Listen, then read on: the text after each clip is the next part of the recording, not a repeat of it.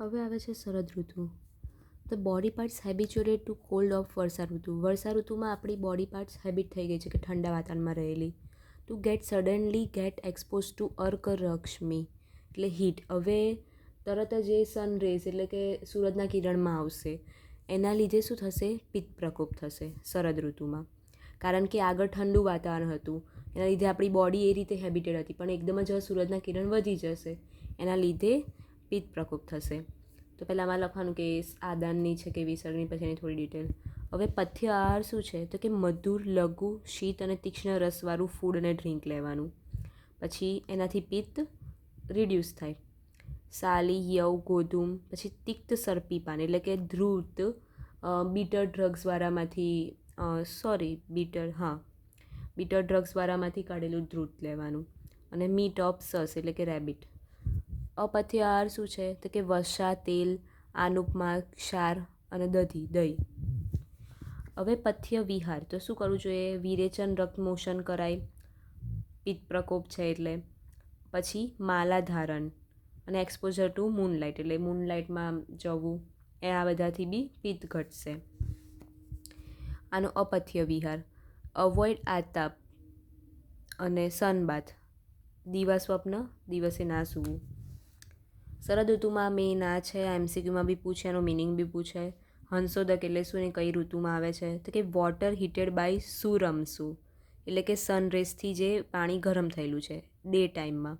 અને કુલ બાય ચંદ્રમસુ એટલે કે મૂનલાઇટથી જે ઠંડુ થયેલું છે એટ નાઇટ, સાંજે. મેચ્યોર બાય કાલ પ્યોરિફાઈડ જે ટાઈમથી પ્યોરિફાઈડ થયું છે. અને ડિટોક્સી બાય અગત્ય નક્ષત્ર, આ નક્ષત્રનું નામ યાદ રાખવાનું છે. અગત્ય નક્ષત્ર ઇઝ નોન એઝ હંસોદક. તો આ કેવું છે? તો કે it is a Vimal, clear છે, એન્ડ સૂચિ, પ્યોર છે. પછી અમૃત તરીકે કામ કરે છે, નેક્ટર. અને આ શામાં યુઝ કરી શકીએ? તો કે સ્નાન માટે બી કરી શકીએ, પીવા માટે બી કરી શકીએ, અને અવગા એટલે કે ટ્યુબ બાથમાં બી યુઝ કરી શકીએ. તો આ થઈ શરદ ઋતુ. એમાં જે છે એ લખવાનું પથ્ય અપથ્યવાળું, એનો વિહાર ને એ. પછી હંસોદક મીન એક્સપ્લેન કરવાનું છે. આ વિસર્ગકાલ કે માં આવે એનું તો એક્સપ્લેન કરવાનું છે. તો આ 3 ઋતુ થઈ, ગ્રીષ્મ, વર્ષા અને શરદ. બરાબર. પછી એટલા ટોપિક છે, ખાલી એનો મિનિંગ સમજી લેવાનો છે. કે ઋતુ સાતમ્ય એટલે શું? કે when a person indulges is use of even apathya, કે કોઈ પર્સન છે એ નકરું અપથ્ય અનહોલસમ જ ખાય છે for a long period. Time will not cause વિકાર, પણ એને ડિસીઝ નહીં થાય ત્યારે ને ત્યારે.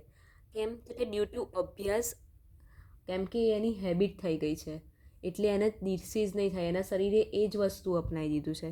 તો ઇઝ નોન એઝ ઓક્ષાત્મ્ય, એને ઓક્ષાત્મ્ય કહેવાય. કે ખુદની હેબિટ પડી ગઈ છે હવે શરીરને એ અપથ્ય ખાવાની, એટલે ડિસીઝ નહીં થાય, તો એને ઓક્ષાત્મ્ય કહેવાય. બટ આ રોંગ છે, એ એકદમ હાર્મ નહીં કરે પણ લોંગ ટાઈમે કરે. આ કેવું કામ કરશે? કે જેમ it might not cause harm to the person like the presence of poison in a snake is not harmful to snake by itself. સાપની અંદર પોઈઝન રહેલું હોય છે પણ એ સાપને કોઈ હાર્મ નહીં કરતું. એ જ રીતે આ પથ્ય કોઈ પર્સનને નહીં કરે, કારણ કે એની હેબિટ બની ગઈ છે. તો હેબિટના લીધે જે થયું એ ઓક્ષાત્મ્ય કહેવાય. અહીં વર્ડ છે કે ઋતુ એટલે કે સિઝન પ્રમાણે લીધેલું હોય, ઓ કે હેબિટ્સ પ્રમાણે, દેશ એટલે કે કોઈ દેશને અકોર્ડિંગ ટુ, પછી રોગ તો ડિસીઝને ઓપોઝિટ. તો આ ચેપ્ટર 6ની ઋતુ થઈ.